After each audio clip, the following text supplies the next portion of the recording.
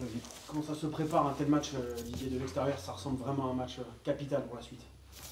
C'est un match important, c'est un concurrent direct. Après, une semaine d'entraînement, elle se prépare toujours un peu de la même façon. Je veux dire, on va pas changer, on va pas. Voilà, on prépare du mieux possible. On a fait la vidéo sur cette équipe de Niort, on s'est préparé, on a mis l'intensité dans la semaine. On va voir les petits bobos qui est encore cet après-midi. Puis voilà, je l'ai déjà dit, ce match-là, il est important parce que c'est un concurrent direct, il va en rester d'autres derrière. Il va falloir jouer avec au bon moment et le jouer avec le cœur, les tripes et aussi la tête parce qu'un match c'est aussi une gestion des émotions, c'est une gestion. Il faut trouver un équilibre d'équipe. Donc voilà. Les matchs contre Annecy et Laval, ça doit être des vaccins un petit peu pour ce rendez-vous-là. Ouais, c'est le fait de marquer un premier. On a eu des situations contre Laval pour marquer un premier, on l'a pas fait. On a eu des situations pour Annecy. Voilà. Aujourd'hui, le gros problème qu'on a, c'est qu'on n'arrive pas à ouvrir le score et qu'on est toujours obligé de courir après le score. Donc, ça met l'équipe qui est venue pour défendre ici dans des meilleures conditions et nous, ça nous met dans la difficulté parce qu'on n'est pas encore assez juste dans les derniers 30 mètres. Ça t'incite à renforcer l'attaque numériquement? Je pense pas que ce soit c'est pas un problème d'attaque, c'est pas un problème de nombre. Je veux dire, vous pouvez pas attaquer à 12, c'est pas pour ça que vous marquerez des buts. C'est la manière d'être équilibré, la manière de faire les bons choix dans les 30 derniers mètres. Après, mettre 10 attaquants, ça n'a jamais fait gagner un match. Toi qui étais attaquant, justement, par rapport à ce sujet, tu connais les périodes de réussite, de non-réussite. Est-ce que on peut faire tourner ça ou pas? Oui, oui, parce que je l'ai connu. Je l'ai connu à un moment donné, j'étais très près des buteurs et j'ai passé 3 mois sans marquer un but. Il faut te consacrer à autre chose. Voilà, il faut te consacrer à l'équipe, il faut faire des efforts pour l'équipe, il faut bosser pour l'équipe. Et quand tu bosses pour l'équipe, à un moment donné, tu oublies finalement tu libères ton dernier geste et finalement, quand tu t'y attends pas, c'est là que tu marques. Ça, tu as une discussion avec tes attaquants parce qu'on sent de plus en plus que c'est pas un manque de qualité, c'est un manque de Oui, confiance, on a discuté, on a fait de la vidéo, ce que j'ai dit, on a bougé un peu tout le monde, voilà, mais aujourd'hui, malgré la situation qui est embêtante et il faut aussi garder son calme et une certaine sérénité par rapport à tout ça. J'ai mon collègue de la REP qui me regardait souvent avec des gros yeux ces dernières semaines parce que je lui disais que, à titre personnel, j'étais pas du tout inquiet. J'avais qu'une crainte, c'est que tes joueurs soient dans le même état d'esprit que moi. Qu'est-ce que tu en penses de ça? Je pense qu'à un moment donné, quand tu glisses doucement, il faut faire attention. Voilà. Parce que tu as toujours l'impression que ça ne peut pas t'arriver. Mais une fois que tu es dans la merde, c'est difficile de t'en sortir. Donc si on peut faire l'effort et éviter finalement de se mettre complètement dans la merde. Et avec un résultat positif aussi demain, c'est au-delà de faire un pas par rapport à un concurrent direct, c'est aussi de remettre certainement 2 ou 3 équipes dans la course au maintien. Ce qui fait que tu la jouerais pas à 5, mais que tu pourrais la jouer à 6, 7 ou voire 8 équipes. Et c'est quand même plus intéressant de la jouer à 8 qu'à 5. Justement, chez nos confrères ce matin, le président disait qu'il avait parlé à l'équipe, tu disais, se rendre compte de la situation. Est-ce que tu as l'impression qu'il y a un pas de plus franchi dans la prise de décision? Non, mais je veux dire que le président parle, c'est très bien. Je veux dire, le président, il n'est pas venu pour assassiner tout le monde. Il est venu pour dire pour essayer de... Voilà, il y a des moments, il parle pas beaucoup. Donc là, il s'est exprimé, voilà, on en avait discuté ensemble. Il s'est exprimé en disant que, voilà, ce que j'ai déjà dit moi aussi, c'est qu'à un moment donné, on sait qu'on est finalement la locomotive du club. Et que la locomotive du club, à un moment donné, voilà, tu dois assumer. C'est ce que je fais moi. et ce que je veux que les joueurs fassent aussi. Aujourd'hui, c'est pas en rasant les murs, en se cachant, en n'acceptant pas la situation. C'est aujourd'hui, t'es pas encore dans la merde, t'en es pas loin. Ben voilà, je veux dire, le football, c'est pas que prendre les compliments par les supporters, par la presse, par tout ça. C'est aussi des moments où tu es moins bien, tu peux être critiqué, tu peux être mis en danger. Mais voilà, le caractère, c'est de l'avoir dans ces périodes-là. On l'a eu jusqu'à maintenant, il faut qu'on l'ait. Parce que peut-être inconsciemment, comme tu pouvais le dire, inconsciemment, ça ne pouvait pas nous arriver. Là, ça peut nous arriver. Ok, c'est Niort, ok, c'est un concurrent direct, mais est-ce que la priorité absolue, c'est pas de stopper l'hémorragie après ces trois oui, mais aujourd'hui,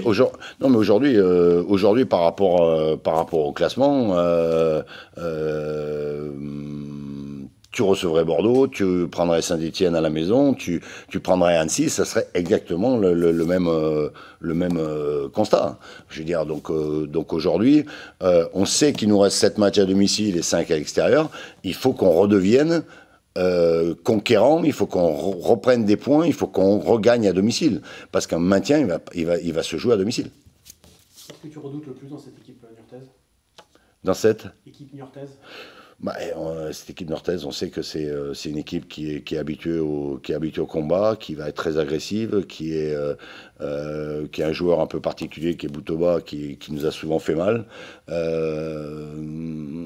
Voilà, je pense que ça va être un match très fermé pendant une bonne partie du match, parce qu'ils vont défendre becs et ongles. À nous d'être peut-être aussi, ce que j'ai dit, il ne faut pas s'attendre qu'on fasse la différence peut-être rapidement. Si on doit faire la différence en deuxième mi-temps, on la fera en deuxième mi-temps. Avec un manager qui sera là depuis 24-48 heures, est-ce que ça change quelque chose? Non, je pense que ça ne change rien. Je pense que c'est une question de diplôme. Le match aller, c'est pour moi l'un des plus décevants de votre saison. Est-ce que tu as senti aussi du côté de tes joueurs, ou même de toi, de ton staff, une petite revanche? Non, mais on a une revanche à prendre. C'est certainement le plus mauvais match. Après, on avait plein de circonstances atténuantes. Mais c'est finalement, c'est un peu ce match-là qui a déclenché peut-être un petit peu un manque d'ambition. Il y aura un traitement spécial en termes de surveillance sur Boutoba, justement? Tu peux pas t'arrêter à une surveillance spéciale. Après, on va mettre peut-être en place quelque chose qui, par rapport au match qu'on a joué là-bas et peut-être au match précédent, une orientation un petit peu différente. Tu parlais de petits pépins. Est-ce qu'on peut en savoir plus? Ouais, il y a Charles qui s'est fait mal à l'adducteur il y a 2 jours, donc je pense que lui, il est forfait. Après, il y a des petits bobos que je dois voir. Aujourd'hui, j'ai besoin d'avoir 18 joueurs à 100% sur la feuille de match. Tu peux pas te permettre de faire comme le PSG. Là. Comment? Tu peux pas te permettre de faire... Non, je veux des joueurs. Après, il y a des moments où tu peux jongler un peu avec ça. Là, je pense que c'est pas le moment. Et voilà, et je pense qu'il faut être honnête envers le groupe, envers le club. Voilà, si t'es pas à 100%, tu le dis, et on verra le match d'après. Xavier, souvent tu nous dis que tu es un soldat, et là c'est toi qu'on envoie devant la presse avant ce match-là, ça veut dire quelque chose? Écoutez, c'est chacun à son tour. Aujourd'hui c'est mon tour, et ça tombe bien. Voilà. Ça tombe bien parce que tu as des messages à faire passer? Non, le message il est clair. On sait que voilà, on est dans une période un peu difficile. Il va falloir élever la tête, voilà, en bossant. Donc là, on a un match qui arrive là samedi. Donc à nous d'être déjà concentrés pour pouvoir mieux l'aborder et le gagner. Tu acceptes l'adjectif de capital pour ce match-là? Non, tous les matchs, comme je le dis, sont très importants. Voilà, c'est un match qui arrive aussi parce que là, on traverse une période, donc c'est un match qui arrive aussi à pic, voilà, pour pouvoir se relancer. Donc, chacun est libre de dire ce qu'il veut, capital ou pas, mais nous, on sait que c'est quelque chose, c'est un match très très important aussi pour nous. Tu as changé un peu le ton de ton discours en tant que capitaine pour alerter tes coéquipiers? Non, c'est le même ton, voilà. Je suis quelqu'un... Moi, je ne parle pas beaucoup dans le vestiaire. Dans le vestiaire, j'amène ma gaieté, j'amène ce que je peux apporter, c'est-à-dire donner un peu de conseils de gauche à droite, mais j'apporte plus sur le terrain parce que c'est plus sur le terrain que moi, j'aime parler, j'aime diriger. Voilà. C'est un problème de confiance aujourd'hui au Pau FC essentiellement, on pense aux attaquants notamment.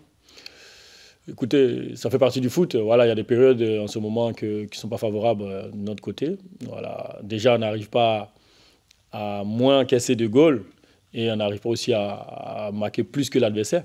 Donc en ce moment, on est dans une phase un peu délicate. Donc comme je l'ai dit, il faut garder toujours la confiance. On a confiance en tout le monde. Donc à chacun de nous d'être concentré, de faire sa tâche par rapport à défensif comme offensif. Et puis bon, je pense que là, c'est le moment de pouvoir tourner les choses de notre côté maintenant.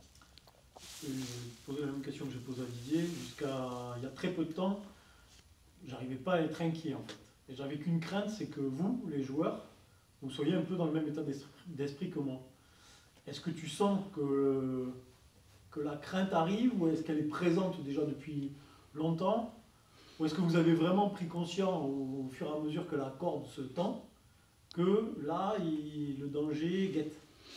Oui, on voit au fur et à mesure des résultats que chaque week-end qu'on produit, tout ça, on sait que c'est pas fameux, donc du coup, on essaie de s'alerter un peu par rapport aux matchs qui viennent, par rapport à ce qui se passe, par rapport à la situation. Donc je pense que c'est quelque chose que chacun de nous a d'un côté de sa tête. Voilà, donc comme je l'ai dit, on est des professionnels. Donc nous, votre manière peut-être à vous de prendre les choses, nous on ne va pas la prendre de la même manière, donc à chacun de pouvoir gérer. Donc nous, on est, comme je l'ai dit, on travaille pour ça. Donc psychologiquement, il faut être aussi au-dessus de tout ça. Et comme je le dis, chaque week-end, il y a des nouveaux matchs et à nous maintenant de rectifier le tir. C'est un troisième gardien cette saison qui a joué à Amiens. Qu'est-ce que l'expérience de Jérôme, qui a un vécu assez conséquent, vous apporte dans cette situation? Oui, Jérôme, c'est quelqu'un déjà qui a une expérience, qui a joué en Ligue 2 et tout. C'est quelqu'un qui a de la voix, qui parle, qui nous dirige, parce qu'on a besoin aussi de quelqu'un qui nous dirige. Même moi, si je dirige, j'ai besoin aussi que quelqu'un me dirige. Donc, en tant que gardien, Jérôme, voilà, il apporte son plus qu'il doit apporter, l'expérience et la voix. On a vu le match passé, il a beaucoup parlé et tout ça. Donc, c'est quelque chose de bien, c'est un plus pour nous. Et à nous de pouvoir profiter de cela aussi. On parlait du manque de réussite des attaquants tout à l'heure. Le but la semaine dernière, il est aussi... c'est un manque de réussite pour vous, parce que le ballon il tape la cuisse de l'attaquant, il part dans sa course, alors qu'il aurait très bien pu rester derrière. Est-ce qu'on peut agir contre ça? Écoutez, c'est la vie. Voilà, il y a des trucs dans la vie que tu ne peux pas résoudre. Donc, comme je l'ai dit, on traverse une mauvaise période, donc il suffit juste d'un petit détail, on paye cash. Donc, nous, c'est notre cas en ce moment. Donc, je pense qu'on travaille chaque week-end et chaque jour pour pouvoir gommer cela et attirer aussi la chance de notre côté. Voilà, donc je ne saurais vous le dire beaucoup, je ne saurais le dire qu'est-ce qui nous arrive en ce moment, mais voilà, il faut continuer à travailler, il ne faut pas baisser la tête. Nous sommes des hommes, des guerriers, et puis bon, c'est un bon métier qu'on fait. Donc il y a d'autres qui sont assis dans des bureaux, mais nous on est là, on court, on joue et tout ça. Donc déjà, on aime la chose. Donc je pense qu'on est sur la bonne voie, et puis bon, il va falloir rectifier le tir, comme je l'ai dit, à partir de demain, contre cette équipe qui arrivera. Depuis que vous êtes monté en Ligue 2, Boutova a été décisif à 5 reprises contre vous, but et passe décisive. Te connaissant, c'est un petit challenge pour toi ce week-end? Écoutez, on sait que c'est un élément clé de l'équipe adverse. Voilà, ça va dépendre parce que c'est quelqu'un qui bouge beaucoup, mais je ne vais pas donner nos tactiques par rapport à lui, mais c'est quelqu'un de très intéressant dans l'équipe adverse. À nous maintenant de trouver les solutions, on a travaillé, comment il faut faire pour pouvoir gérer ce genre de situation. Il sera surveillé quand même. Mais c'est clair, tout le monde, mais lui on sait qu'il est plus offensif, donc il sera encore plus géré, quoi.